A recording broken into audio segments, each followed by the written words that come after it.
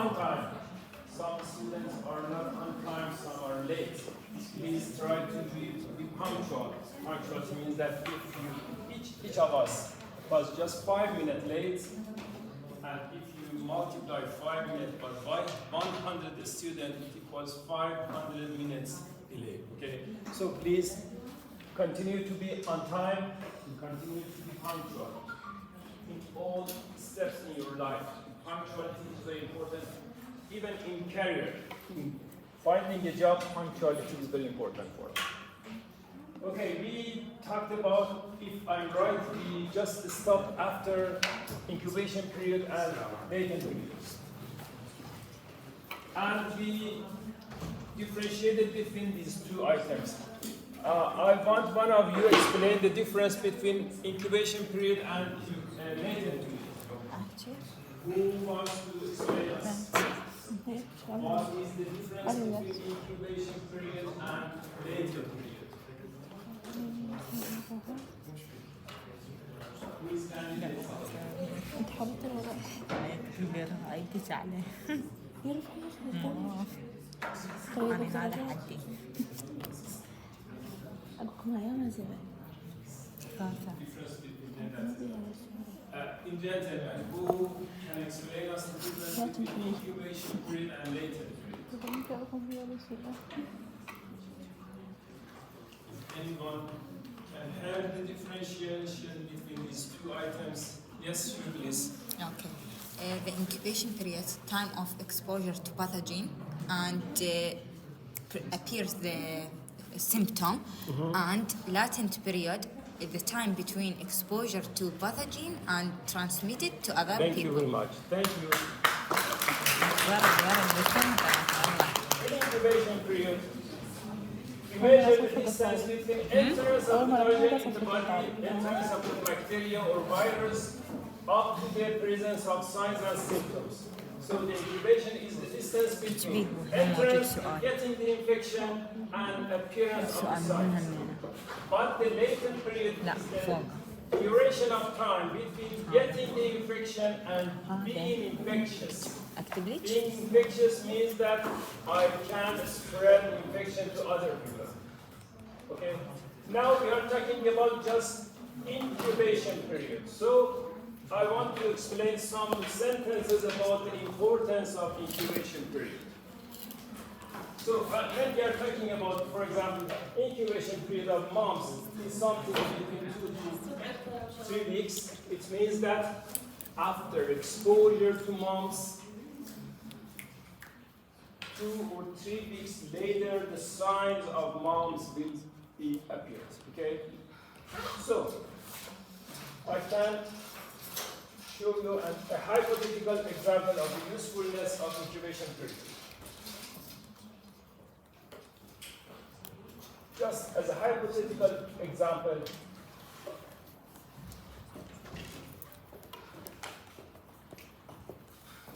some people, for example, 200 people may attend a meeting in a definite time. For example, in first day of month, 200 people attend the meeting.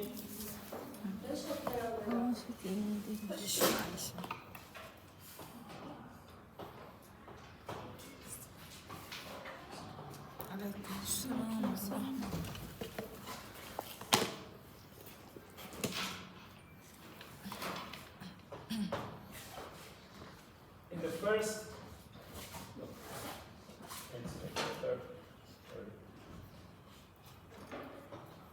at the first day of the month, 200 people attend the meeting. 7 days later, some of them start to show signs and symptoms, and this situation will continue to the 14th day of the month. What is the incubation period of this disease? 6 hours to 27. What's the incubation period? Yes, please. Between the first and 8th days. Between the first and 8th day. Another explanation? From 8 to 14. From 8 to 14. Okay? So, what is the shortest duration of incubation period? The shortest duration in this example. What is the minimum incubation period? Between the 8 and 14 days is the clinical symptom resist. Yes, but I want to mention that this is the minimum incubation period, that is 7 days, and this is the maximum, that is 14 or maybe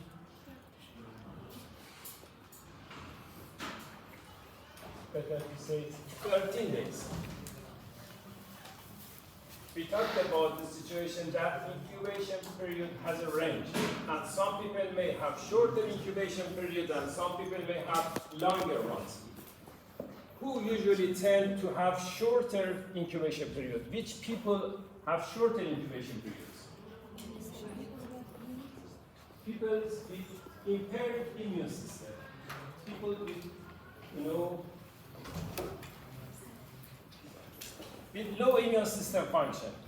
The first factor that determines the duration of incubation period is the immunity. If my immune system works very well, so the duration will be prolonged. If my immune system is very weak, so the duration will be shorter. And a few days after entrance of the bacteria, my signs and symptoms may appear. So the first factor is the immune system.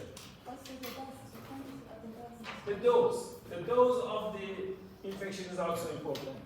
The higher the dose, the shorter the incubation period.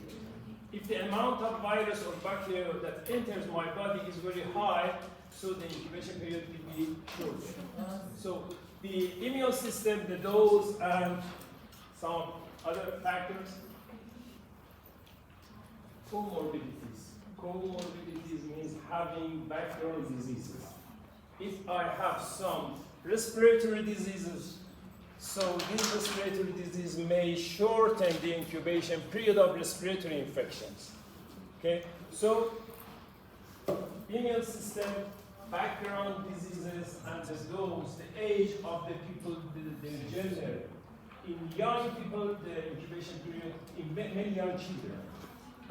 Also, in infant, the incubation period may be shorter due to its susceptibility.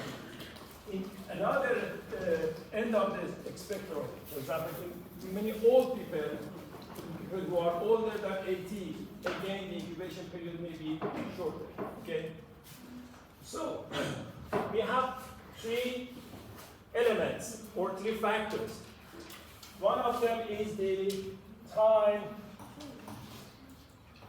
of exposure. In this example, this is factor number one. The second one is time of symptoms. In this example, this is the time of appearance of symptoms, and the third one, Time to first, transmit. second, and third one is incubation period. If we have the value of two factors, we can find the third one. We have three variables. If two of them are known for us, we can find the third one. For example, if we know that the time of exposure, the time of attending a meeting is at the first day of the month, and the time of appearance of the signs and symptoms is the 8th day of the month, so we know that the minimum incubation period should be 7 days. By knowing the first and second variable, we can guess the third one. In another example, if we know that this disease has an incubation period of between 7 to 14 days, so if the third one is known for us, we know that this is a, gastroenteric disease with minimum of 7 days to maximum of 14 days. And we know that the signs start at this time.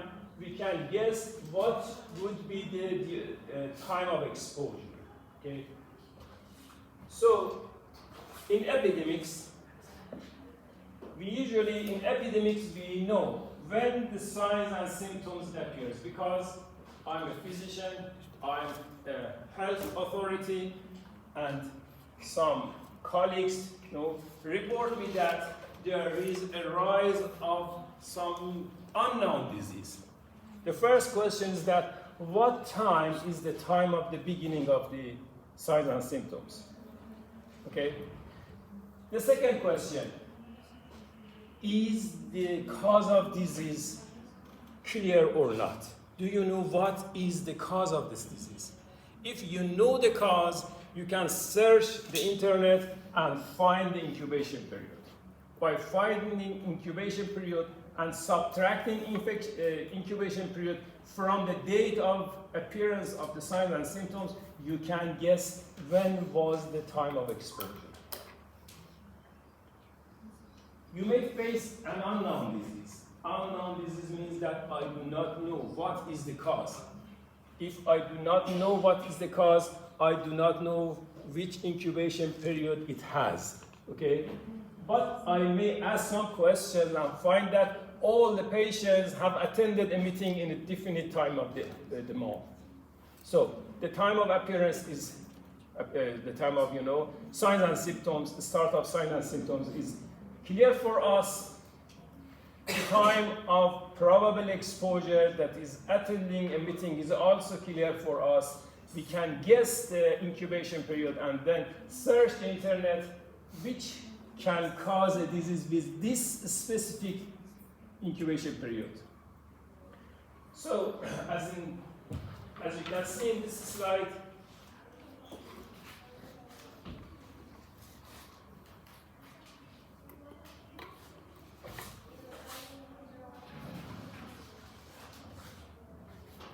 there are three critical variables when we are investigating an outbreak. Outbreak means epidemics.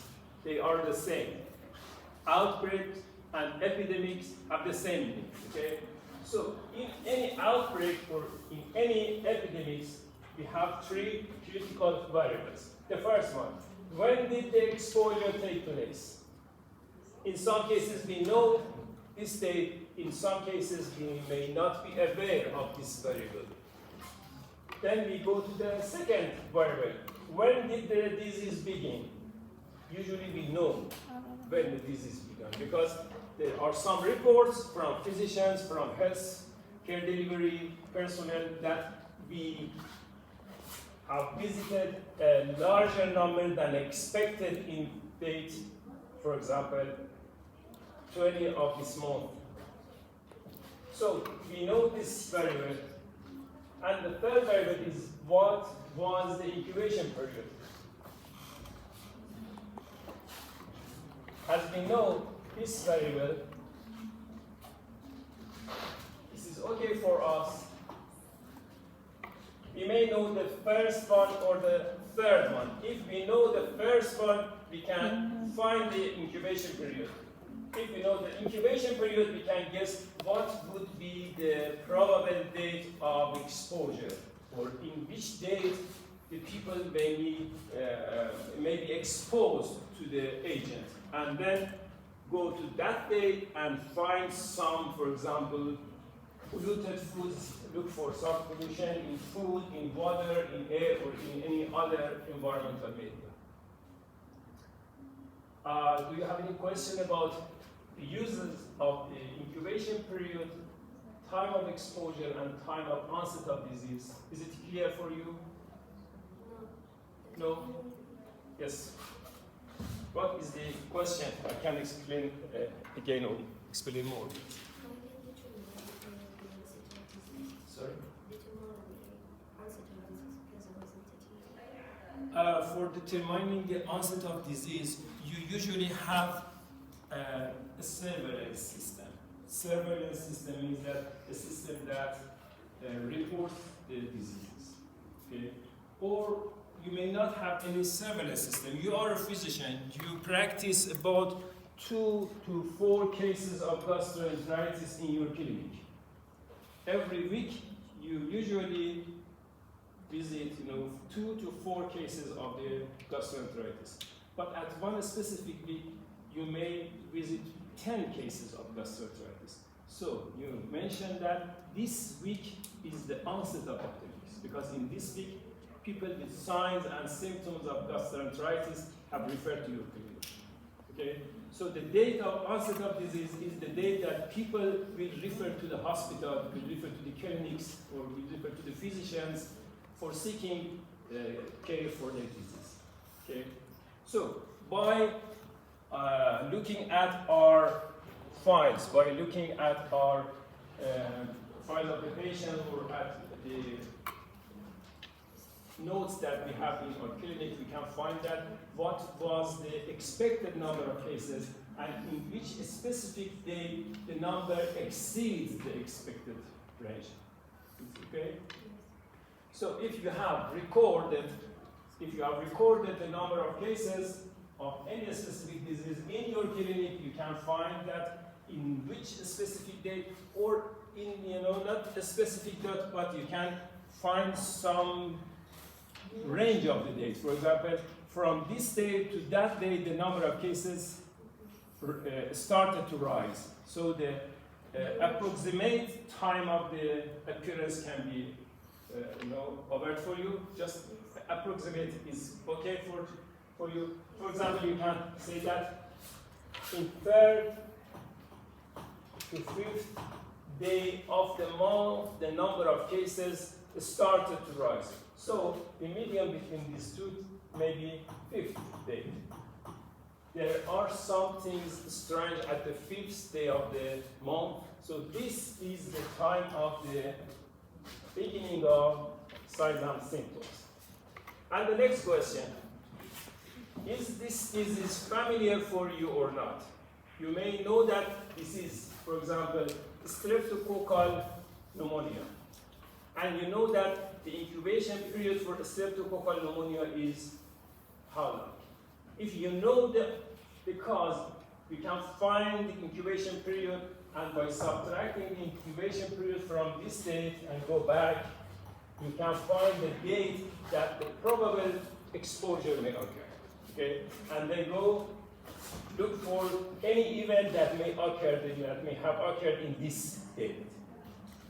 Or in another case, you can know the time of appearance of signs and symptoms and ask the patients and find that all of the patients have traveled to a specific city at a specific date. Okay? So the time of exposure is known for us. The time of appearance of signs and symptoms is known. By subtracting, we can find that the incubation period is, for example, 14 days. And then look for which diseases may have incubation period around 14 days. And guess what the causes may be.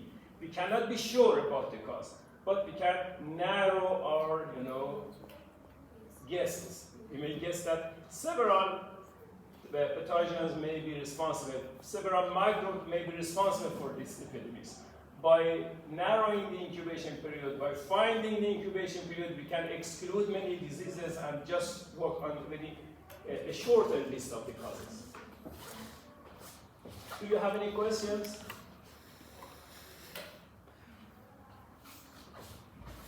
Okay, we can go to the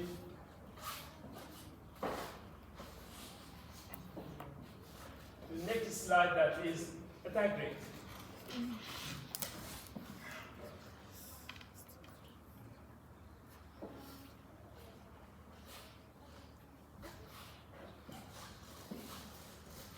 Attack rate is a fraction. Fraction means that we have a denominator at the bottom of the fraction and the numerator at the upper part of the fraction. So this is the fraction line. The numerator means that how many people get the disease. And the denominator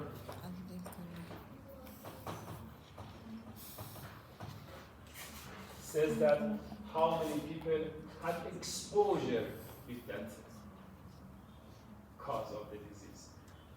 We know that 200 cases may eat the same lunch. 200 people may eat the same lunch, but just half of them may get the disease. And half of these 200 did not get it. This is because of the immune system. This is maybe due to the low dose of the exposure. This may be due to existence or not existence of comorbidities. Okay? So if 200 had exposure and 100 finally get the disease, we can say that attack rate is about 15%. So attack rate is defined as number of people who were at risk. Were at risk means that they had exposure to the cause. The people who ate that kind of food, the people who had attended that meeting, the people who went to that specific travel into a specific city. Among the total people who were at risk to a certain illness, at the bottom, how many of them finally get the disease at the upper part of this fraction? So the attack rate shows us which percent of people who had exposed can finally get the disease. For some diseases, the attack rate may be very high. It means that the disease is very contagious. Contagious means that it can spread very easily. For some other cases, the attack rate is very low. Low means that the pathogenesis is very low, or the virulence is very low. The virulence or pathogenesis shows that what is the strength of that agent to produce the disease.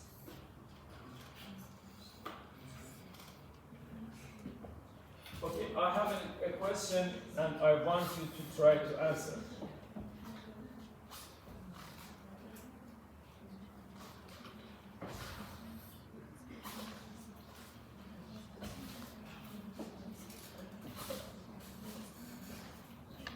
We have a disease with incubation period of between 5 to 15 days. 200 cases are exposed. Are exposed means that they had exposure to that disease or they were at risk. 50 of them get the disease during the past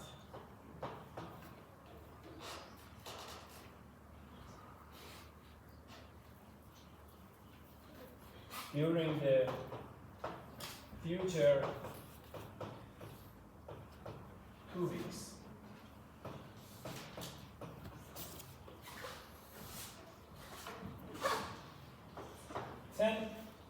More people will get the disease after the second week.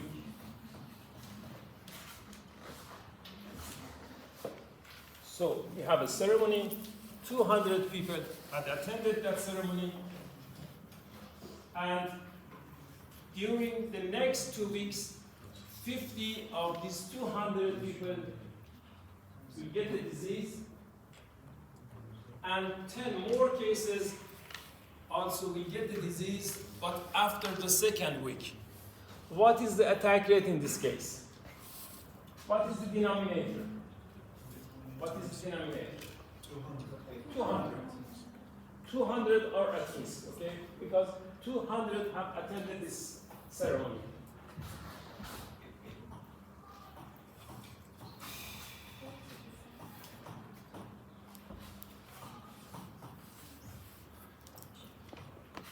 one is correct for the numerator? 50 or 60?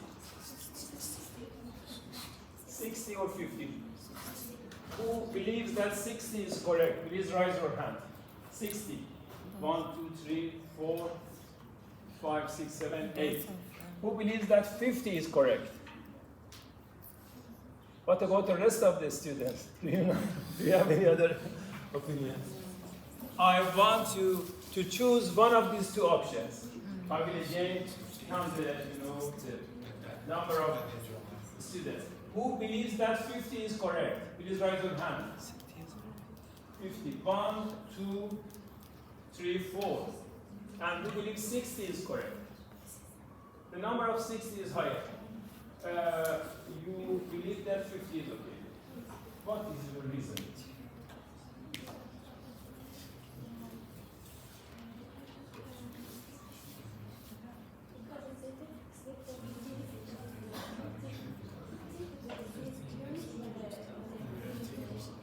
Okay. Thank you. You think that 50 is correct and 60 is wrong. Because we know that the incubation period is about 2 weeks. When the incubation period is 2 weeks, it means that just 50 cases are attributed to that exposure. Just 50 cases are due to that exposure. The extra 10 cases are not related to this exposure. If they were related to this exposure, we would expect their disease to occur during 2 weeks. I will return to the definition of epidemics. You know that in epidemics, we have some expected number of cases, okay?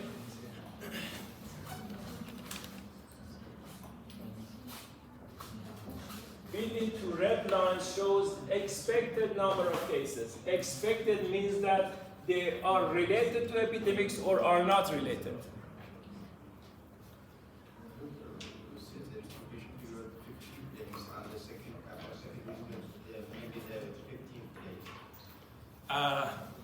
Okay, thank you. I will correct my question.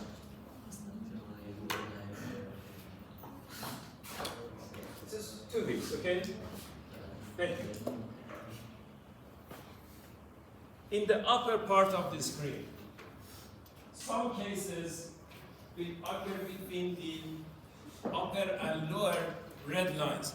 Are these cases regarded as an epidemics or endemics? These cases are endemics. Endemics means that we expect these cases occur not due to epidemics, but due to other factors. Some people may get gastroenteritis not due to attendance to that ceremony, but because of the food that they have eaten in their home, due to the water that have drunk in another location. So, these 10 cases are due to the endemic rate. And just these 50 cases are, this is 10 and this is 50. How can we differentiate them? By the time, because we know that if these 10 cases were related to that ceremony, we would expect it to occur during the first 2 weeks. Each case who occurs after the second week is not related to that exposure. It is due to another exposures. It is not related to that epidemics. So if I want to complete my definition, I should say that in the denominator, there are total number of people who are at risk. In the numerator, I will count total people who will get the disease during the maximum incubation period. Maximum incubation period means that some people may get disease sooner, some people may get disease later.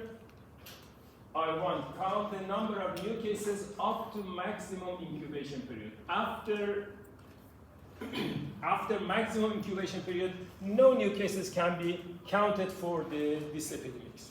So attack rate is dependent to that disease. For some diseases, we may follow people. For some diseases, we may follow people for 10 days. For some, another for 30 days. It depends on the incubation period. If the incubation period is longer, is larger, we should count the people in the longer period of time. For diseases with very short incubation period, we should count just the cases in the short incubation period. And I think you know that for staphylococcal gastroenteritis, the incubation period is less than 2 days.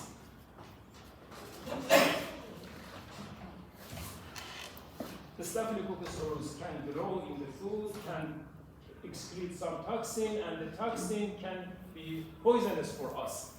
But the majority of cases will appear in the first day after eating the polluted food. Some of them may show their signs and symptoms in the second day, but after the second day, no cases will appear. So if we want to count or to calculate the attack rate for gastroenteritis due to the Staphylococcus aureus, after going to a restaurant, after going to meeting, we just count the number of cases in the first 2 days, because after the second day, the diseases cannot be due to that agent. These cases after the second day may be due to other factors in other places, in other situations. Attack rate is related to the incubation period. And the largest or the longest incubation period, because we want to count all the patients that may be due to that exposure.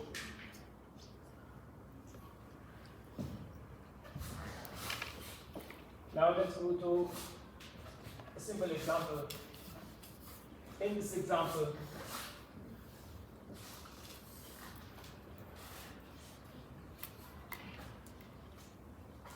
in the jail in America, some year,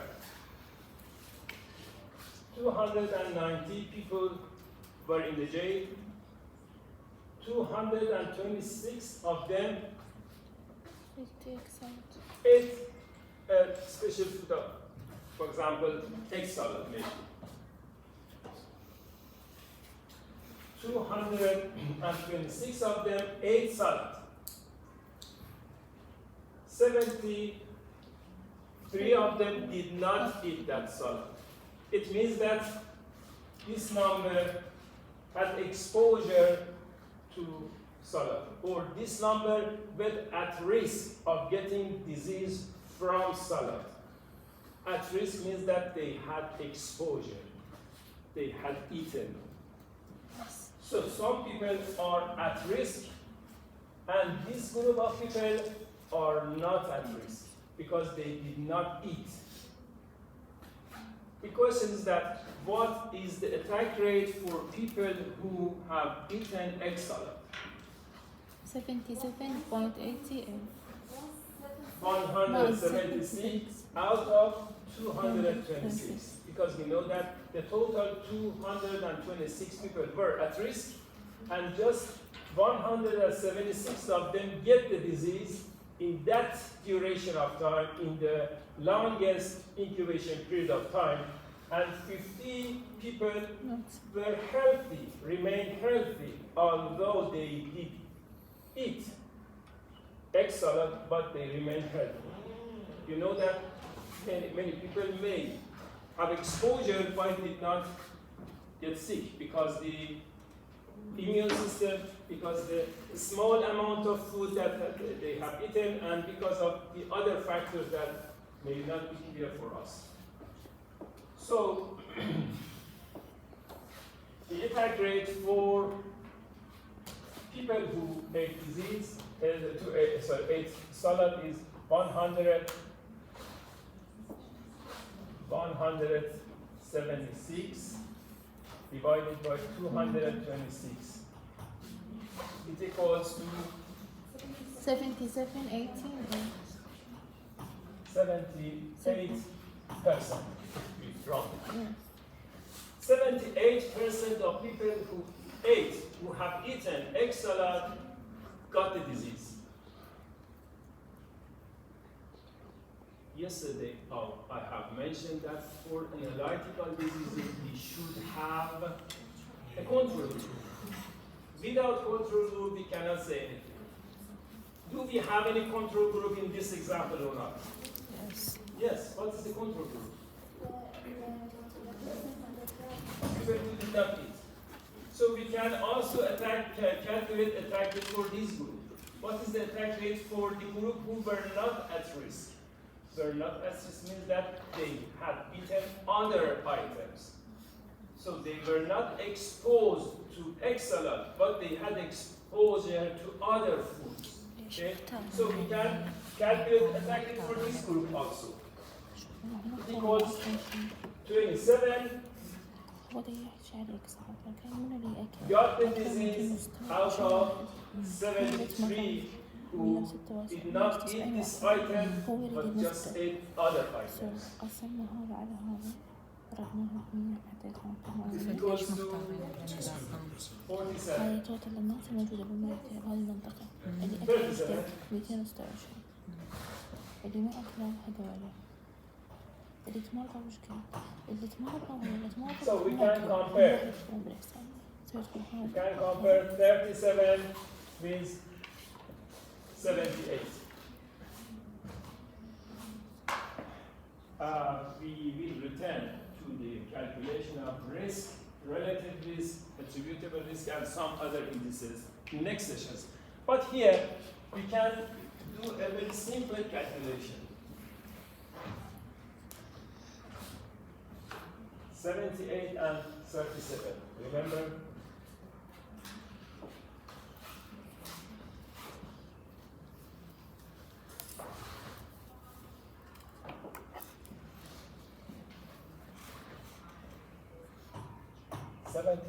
And 37%.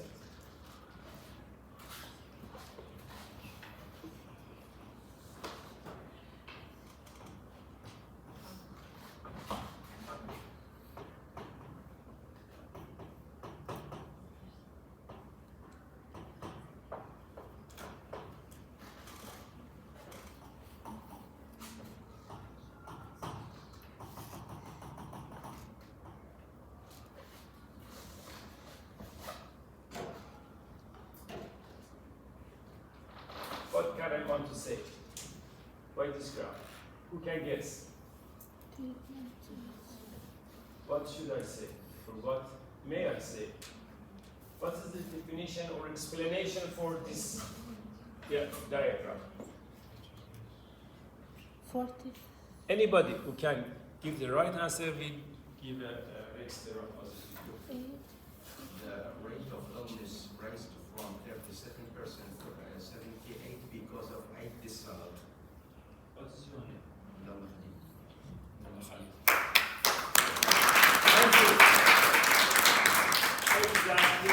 Exactly correct. The rate of disease or the attack rate of disease in the whole people who did not eat salad is 37%. If these people go to the group who had eaten the salad, this will rise to 78. What is the difference between 78 and 37? 41. It means that eating egg salad will increase the attack rate from 37 to 78, or will increase the attack rate by 41%.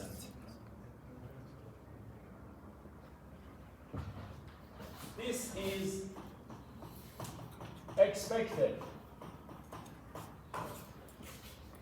because people who did not eat egg salad also get the disease. So this is not related to epidemics. This is the expected rate due to other items, due to other foods. And the difference between these and 78 is the extra number. Extra number means that these numbers are beyond our expectation. these people are added to the expected count. So we can say that 41% of the prisoners get the disease just due to that food. 37% get the disease not due to this food, but due to other causes, because other people who did not eat also get the disease in this fraction. Okay? So, attack rate in the first group is very high, attack rate in the second group is much lower. So, if the difference between these two groups is high, we can say that there is a relation between eating egg salad and getting gastroenteritis. In the first session, we just talked that if we know the value of x and our expectation or our guess of the second variable improves, we can say that there is a relation between x and y. X is egg salad, and y is getting disease. Is there any relation between eating egg salad and getting disease? Yes, because if I say you that the people have eaten egg salad, you can say that the chance of getting disease is high. If you know that they did not eat egg salad, you can guess that the risk of disease is much lower. So by knowing the value of x, your guess or your estimation of the value of y will improve. Improve means that you can have a better guess. You can have a better estimation of the disease. So in this case, there is a relation between getting this food and being sick.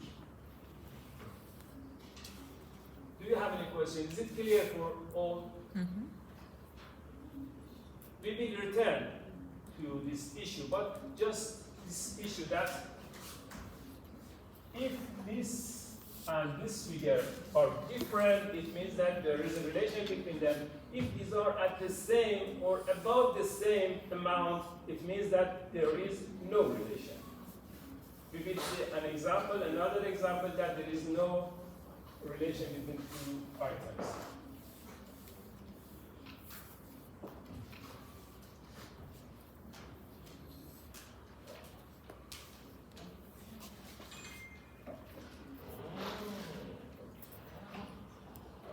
In another study, we have added another item. Further studies in that jail showed that two items were suspicious.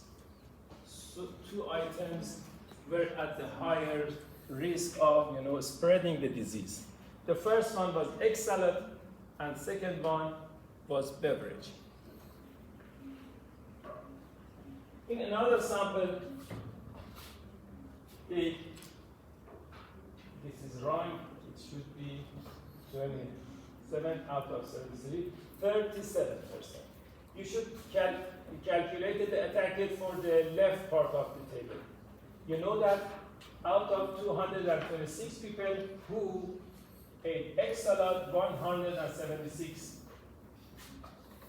got the disease, so the attack rate was 78 or 79% in this group.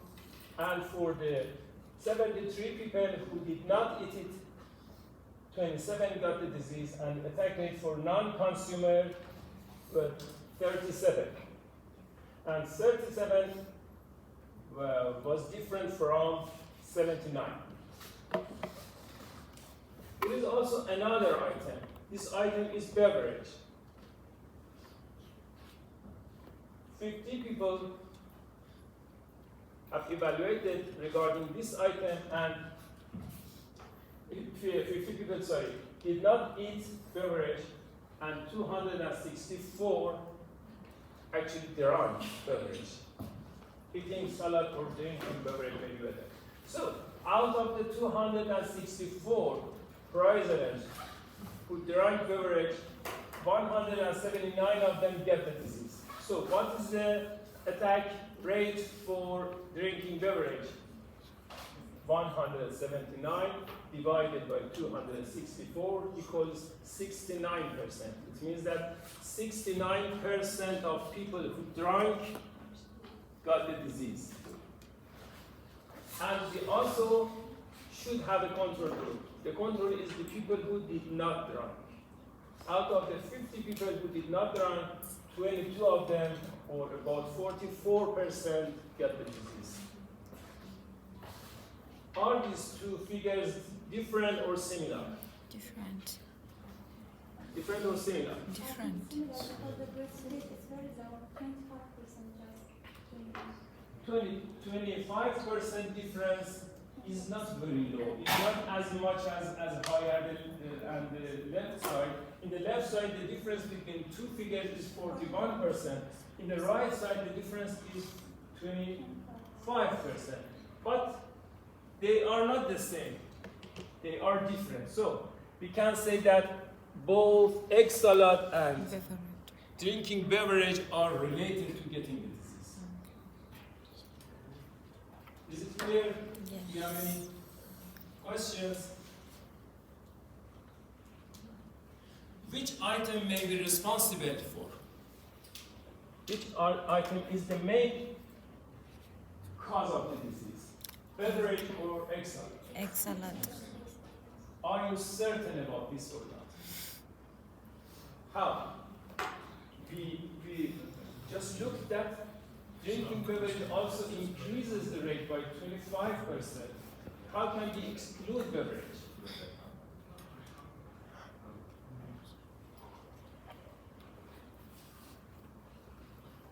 May I ask you to introduce yourself again, please?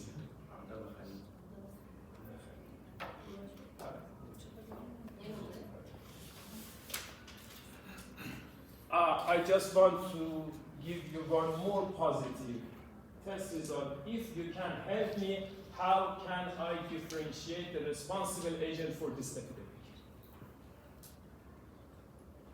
How can I find the main responsible agent? In this table, we can show that egg salad increased the risk of getting disease.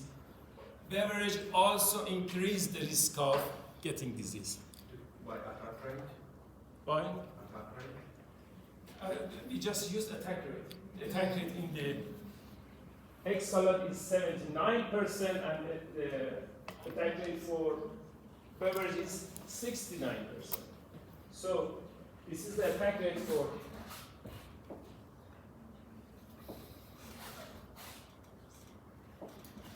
we can compare 79 with 69. Both of them are high.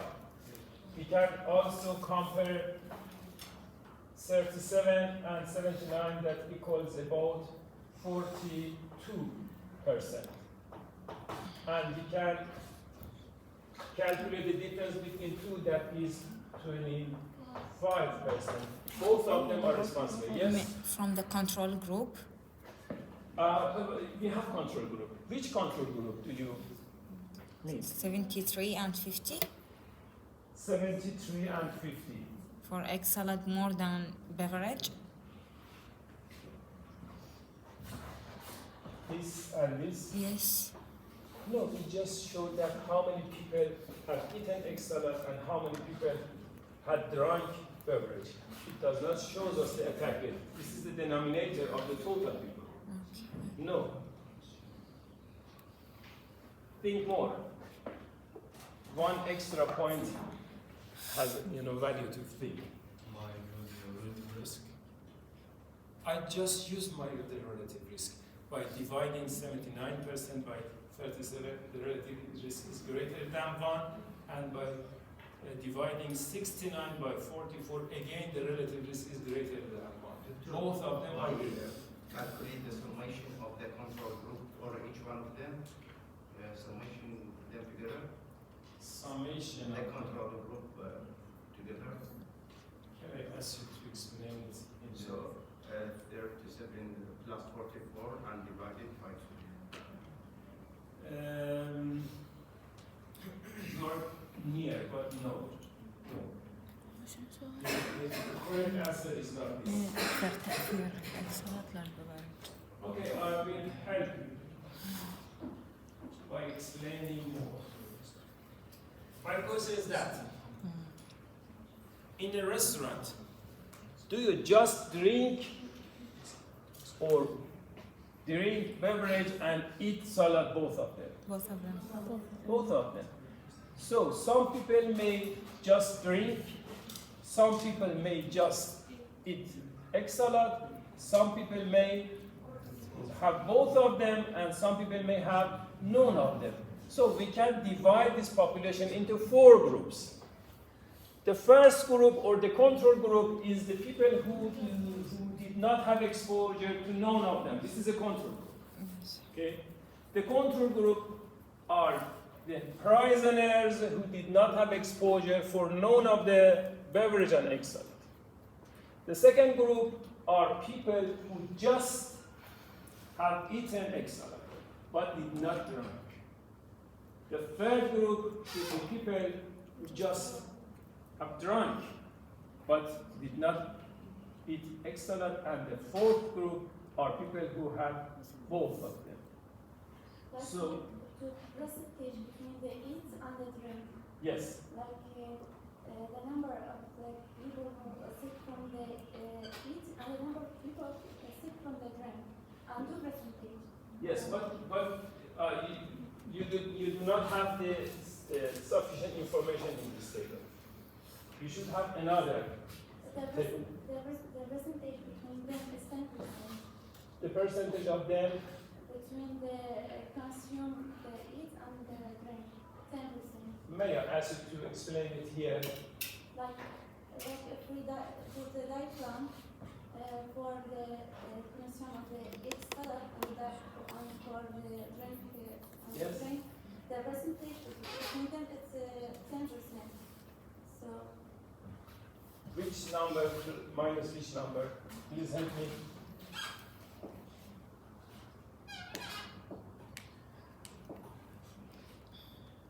Which number plus which minus which number? Please come here. Please come here and explain this. Thank you. I just got the first I got here. The first I got here if we do the diagram. Like and the percentage between them is 10%. Yes. And we also take the percent of the people who eat salad and the sick from the inside, like this. And the people who eat drink and get sick from them, and the percentage. Yes, but the problem is that these 2 tables did not show us which people have eaten both of them and which people have eaten just one of them. So it is impossible. From there, This percentage also, it shows that the 79% of people who have consumed egg salad get disease, okay? My question is that, did they drink or not? Did they drink or not? You cannot say, because they are not separated. They are, so 79% of people who have eaten egg salad got the disease.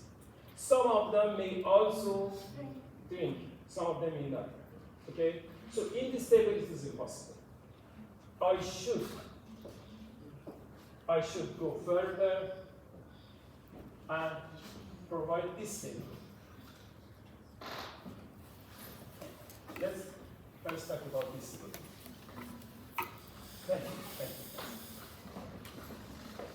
This table is called the cross table. This cross table says that these group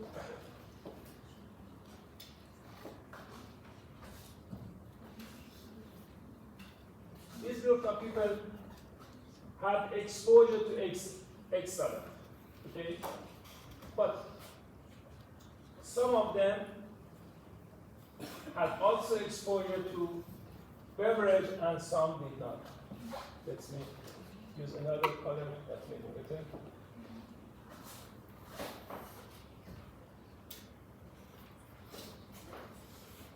this number? They didn't drink. The number of people It's isn't. ate egg salad but did not drink beverage. Yes. And what about this number? They did not drink I'd not eat. and did not eat. Did not eat egg, okay? So these 28 are the control group, people without any exposure. Without any exposure means that they not only did not have egg, but also did not have any beverage. This is the first group. And what was the number of people who just have eaten egg salad? Who just have eaten egg salad? 70. Eaten egg salad, but did not drink beverage. The second. What is the total number of people who just drank? It says that people 26. who drank beverage, but did not have egg salad. Yes. This is the third group. And which number of the prisoners have eaten both egg salad and beverage? 74. 201. One drank beverage and at the same time have eaten egg salad. Okay?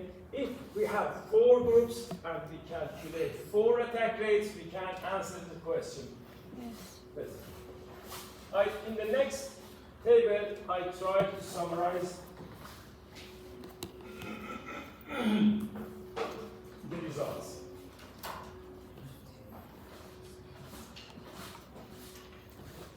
The attack rate for people who ate or who did not eat egg salad, 76% versus 26%.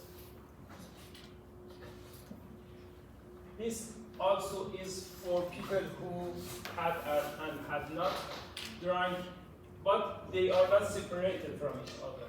They're both in the same thing. Sorry.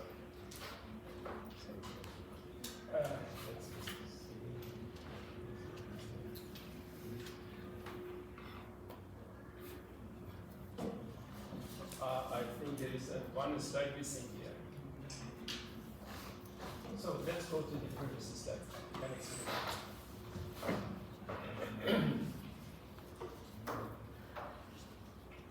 80% versus 76%. If we round it, it equals to 76%.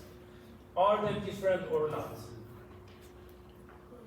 They are almost the same. The difference is very minimal. What about 26% and 25%? Almost the same. We first go to the right side. If people did not eat egg salad, drinking or not drinking is not important. Just pay attention to this section.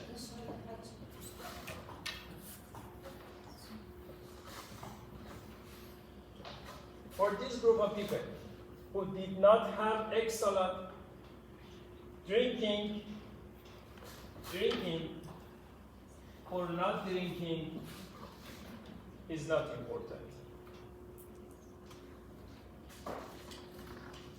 Then let's go to the left side. For people who have eaten egg salad, again, drinking and not drinking is not important.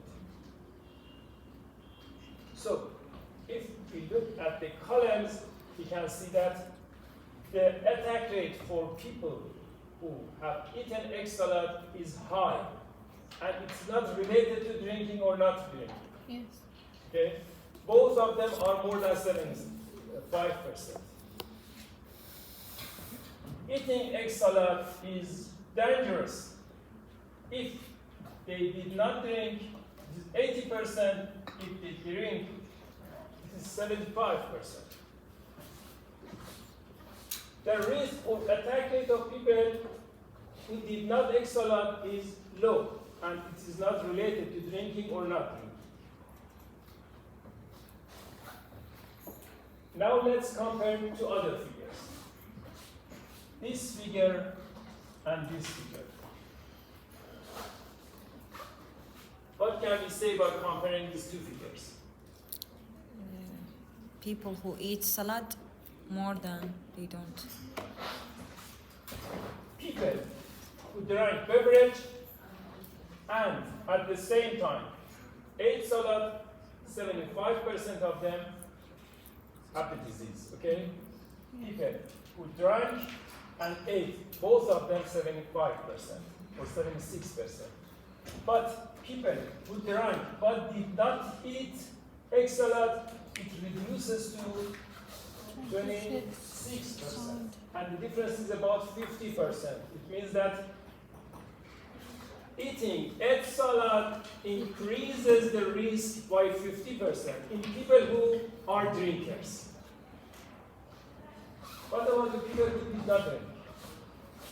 People who did not drink beverage but have eaten egg salad, 80% of them get disease.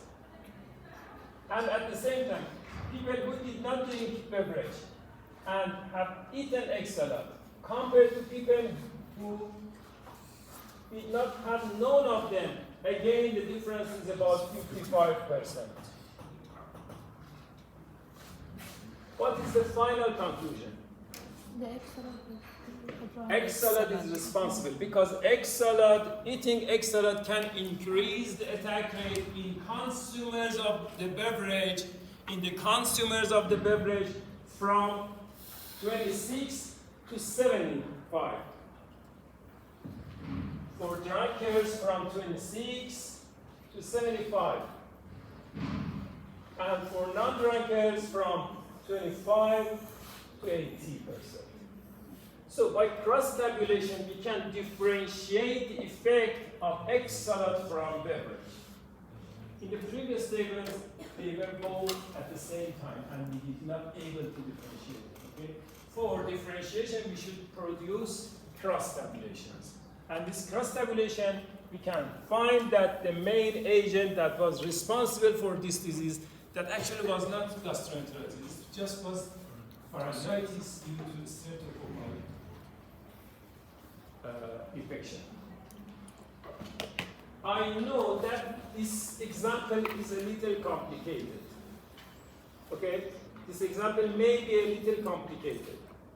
And in the final exam, I will not give you such questions. I will provide you some simpler questions. But some questions may be very useful for finding the situation. I want to say that in some cases the situation may be a more complicated than just a simple calculation of attack rate. In some cases, just one attack rate is okay, but for comparison, we need to calculate attack rate for a control group, for analytical reason, for saying that this disease is related to that.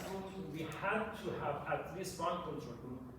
When the people have exposure to two items at the same time, some of them have had exposure to both of them, some may have exposure to first one, some other may have exposure to second one, and some may did not have exposure to none of them. For this situation, we should produce cross-tabulation, and by cross-tabulation means that we have some rows and some columns. By separating the exposures from each other, we can calculate the pure attack rate for each exposure.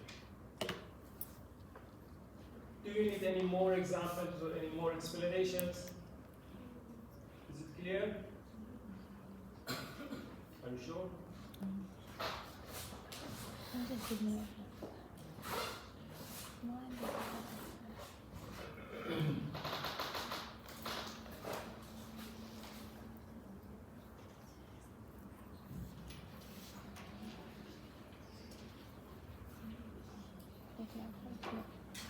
there are some questions at the end of the session, and we can exercise, okay? Yeah. First question. Endemic means that a disease. Which option is right? B. Is habitually present in human population. Do you agree, all of the students, that B is correct?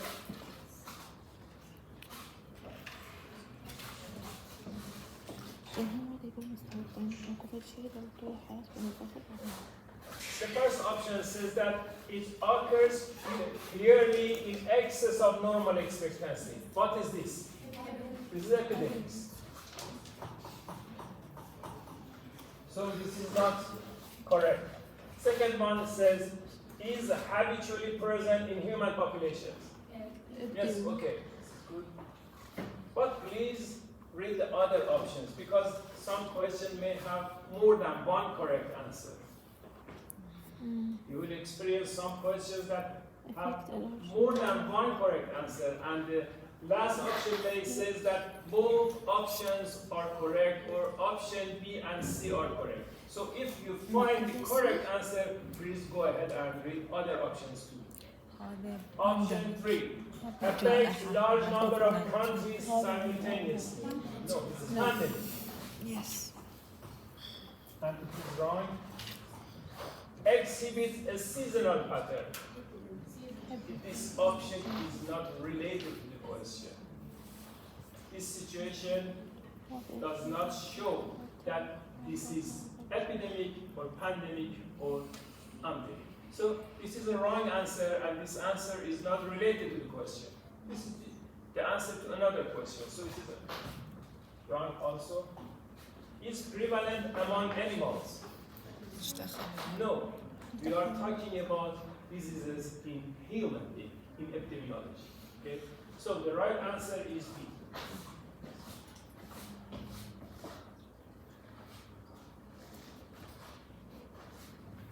Please read this paragraph for answering the second and third questions. This table shows the people who have disease and exposure to the disease. May I ask you please wait a minute to read the question and then to answer, okay? I will return to you. Let all the students read the question, because some of you may did not read it. It says that the first table shows the total number of persons who ate each of two specific food items. One item is egg salad, and the second item is tuna fish. A. And question is that what is the sore throat attack in the persons who ate both egg salad and tuna? A. First, let me ask you, colleagues. Please take the answer, please. The first one, because the first diagram shows that وهنا people أول شيء who إنه عندك أصحاب الاكتساب the second diagram, the people who get disease from. So 60 to 70. ليش 60 to أكمل 75. Thank you. البروتين She says that the first column says that these 200 people have eaten tuna fish. But some of them at the same time have eaten egg salad, and another one did not. So if we divide these four groups, what does this group? Not eat salad and not eat tuna. Which exposure this group have? Nothing. This is pure control group, because they did not eat tuna and they did not eat egg salad. Okay? So these 50 people does not have any exposure in this example. What about this? This 100 one. Eat just salad. Yes? They have just exposure to egg salad. They have exposure to egg salad, but did not have exposure to tuna. Or in other words, these 100 people are at risk of excellence. What about this group? Eat just tuna. They have exposure to tuna, but do not have exposure to excellence. And the last group, they 8%. have exposure to both of them, or they are at risk of both excellent and tuna. Okay? This table shows the denominator. Denominator means the bottom part of the fraction. So we have a fraction. 75 people are at risk of both tuna fish and excellent. And the lower part shows the numerator. How many people of this group got the disease? This number. So by dividing 60 by 75, we can calculate the attack rate for both excellent and tuna fish. This is very similar to the previous example. Okay?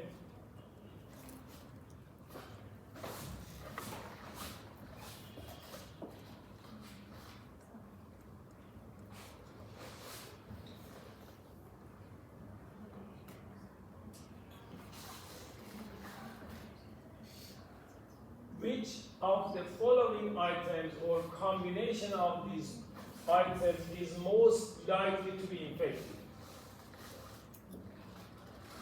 You have calculated this one.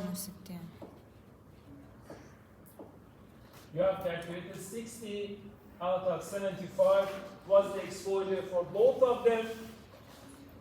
If you divide 75 by 100, it shows us the attack rate for Excellent.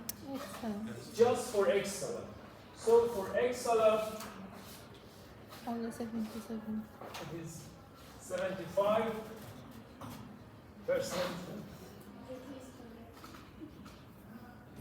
Just for excellent. What about the blue one? This one, out of the 50, 15 of them No, it was is the attack rate for the control group. Control group means that 50 people did not have exposure to none of these items and 15 of them get the disease. So 30% is the attack rate for control group. Tuna. 75% is the attack rate for excellent control. What is the attack rate for both excellent and is 80%? Let's calculate again. For control group,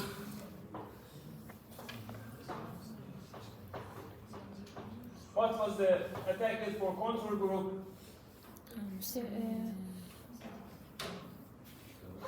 For control group. Control means that 45. people without any exposure. 45. 45. 15 divided by 50, because 50 people did not eat tuna and did not eat excellent. Okay, so this it is 30%. صراحة تحطين What is the attack rate for tuna only? Tuna only means that they ate tuna, don't eat but did not eat excellent. So in this case we have 270 of them get 47 35. 70 divided by 200 equals 35.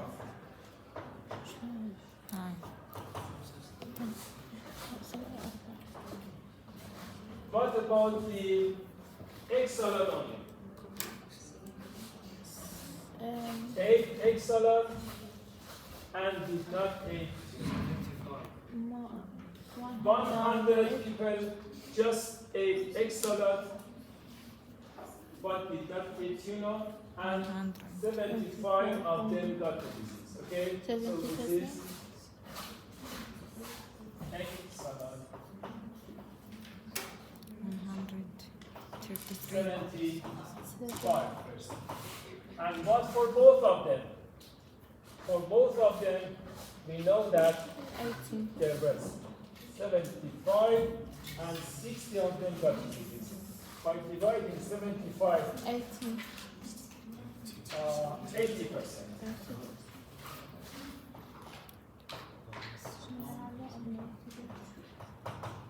So, can you tell me which option or which item is responsible, is the main responsible? Both egg salad and tuna. Egg salad and tuna. Any other Egg explanation? salad. Any other explanation?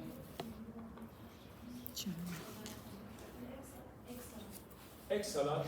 Why?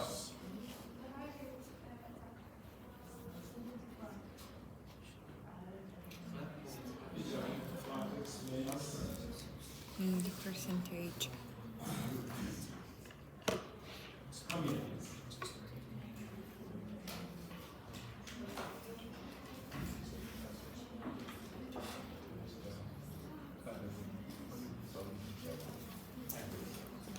Yes, please.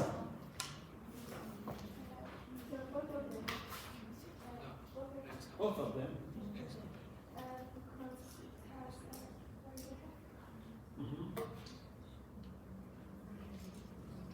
Can I ask you please write these figures in the piece of paper I want to show you the whiteboard. May I ask you to write these 4 numbers and tell me. شلون يعني مفتين؟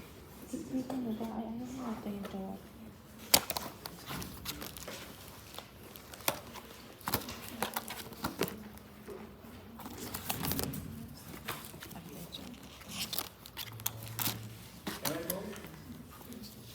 Yes? Did you finish? Just these 4 numbers.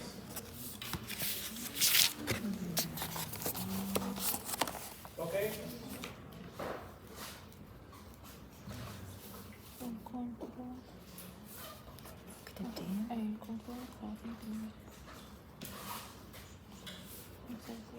We can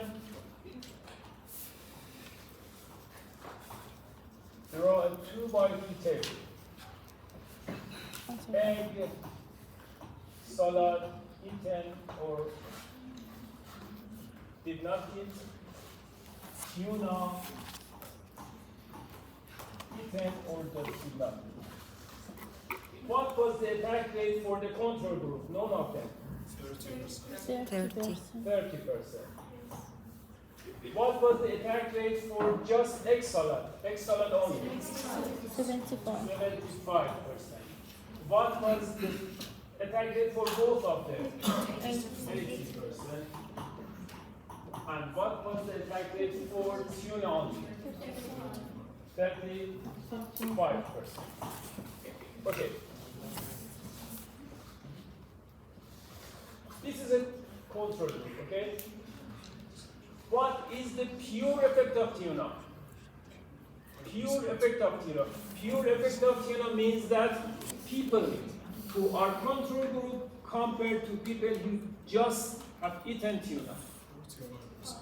No, just 5%. This group and this group.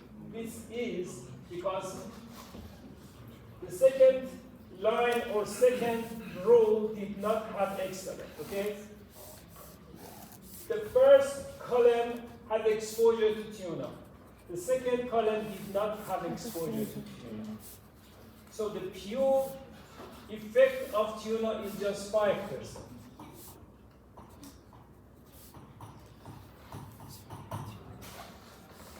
I will repeat it again. We have a control group. The control group was the group that did not have exposure to no-no. And we know that 30% of people who did not eat none of the items had a 30% attack rate.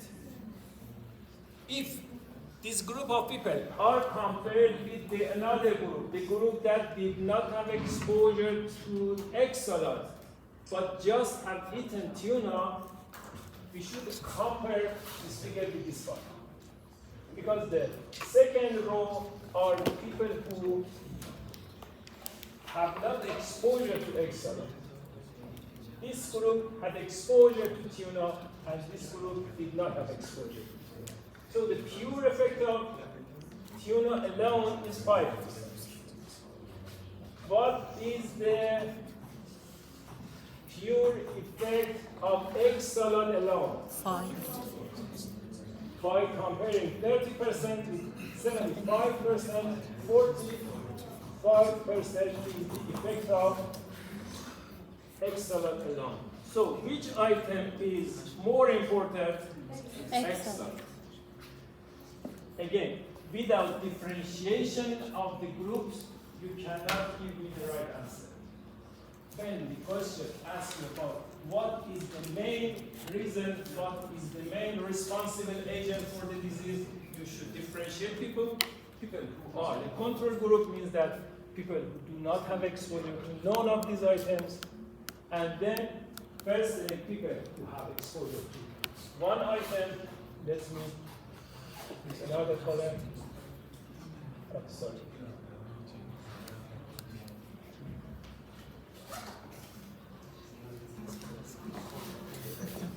Blue color shows the pure effect of egg salad, and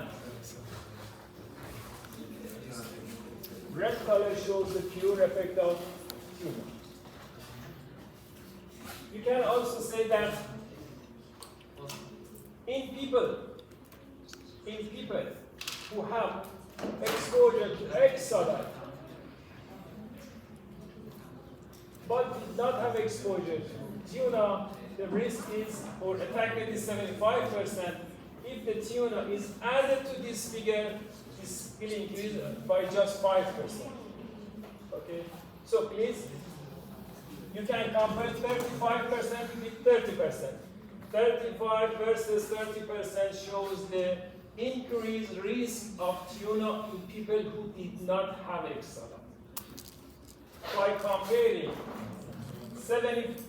75% and 80%, you can calculate the effect of tuna on people who had exposure to egg salad. Having exposure to egg salad without tuna, attack rate is 75%.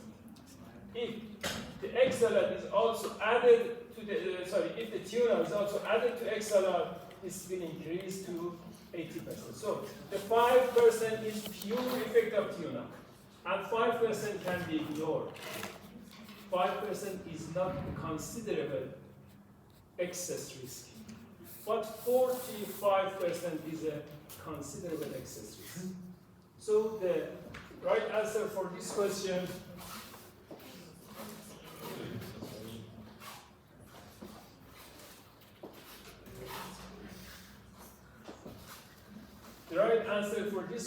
is egg salad only. Because egg salad can increase risk dramatically, but tuna cannot increase it dramatically. Tuna just increased it very slightly, so it's not the main reason. And